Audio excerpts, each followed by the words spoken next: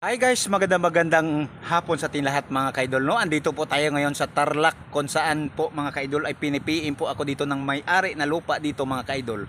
Ang kanya daw puno ng talisay na ito, kahoy ito mga kaidol, ito tawag ito na kahoy na talisay, ay nagbunga ng pumilo mga kaidol. Tingnan niyo po mga kaidol, baka sabihin po kasi maraming nagsasabi sa atin daw na ito ay tinusok lang at ito ay nilalagay lang natin dito. Tingnan niyo po mga kaidol, ang isang puno ng talisay ito mga kaidol ay nagbunga ng pumilo. Ayan o, baka sabihin nyo ako po ay nagsisinungaling. Ipakita po natin yung puno ng talisay na ito. Baka sabihin nila ito ay ditid, no? Ayan o, ito. Hindi lang po isa ang bunga mga kaidol. Ito, pati dito mga kaidol, may bunga rin dito mga kaidol. Ayan o, baka sabihin nyo ako po ay nagsisinungaling ha. Shout out sa mga ating mga basher dyan. Ito ang ating sinasabi ay pawang katotohanan. Hindi po tayo nagsisinungaling.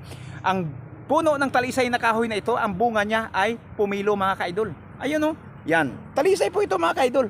Ayan o, mayroon pa dito sa kabila. Ayan o. Yan. Tingnan nyo.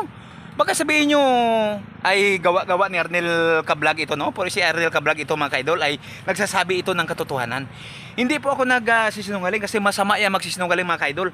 Pinipiin po ako ng may-ari dito mga kaidol sa kanyang lupa dito. Kaya lang hindi siya nagpapa-interview. Alam nyo mga kaidol, kasi nahiya sa baka daw iba siya, no? At hindi ko siya gusto maidamay. Kaya kasi yung iba talaga hindi iniwala eh. Po nakita po natin sa dalawang mata natin, napakalinaw yung kamera ko. Ang gamit ko na kamera ay GPro 610 po ito. Tingnan nyo po. Ayan o. Paano po nasasabi natin yan sa mga bashiran? Titigan nyo mabuti mga bashir, titigan nyo mga bate. Mabuti. Tingnan nyo. Mga bashir, saan kayo? Titigan nyo mabuti. O, titigan nyo. Baka sabihin nyo, ako po ay gumagawa-gawa ng istorya, no? Hindi ko po ugali yan, gumagawa-gawa ng istorya. Ang isang puno ng talisay na kahoy na ito ay nagbunga ng pumilo. Tingnan nyo po. Ayan o. Legit na legit mga kaidol, oh. Yan oh.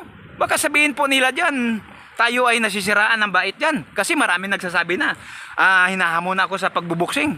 Huwag nyong ilagay mga kaidol ang batas sa inyong mga kamay. Ang atin dito mga kaidol ay maihati lang po sa inyo ang buong katotohanan. Ayan oh. Yan, tingnan nyo po. Yan. So mga kaidol, no, hindi na po tayo tatagal.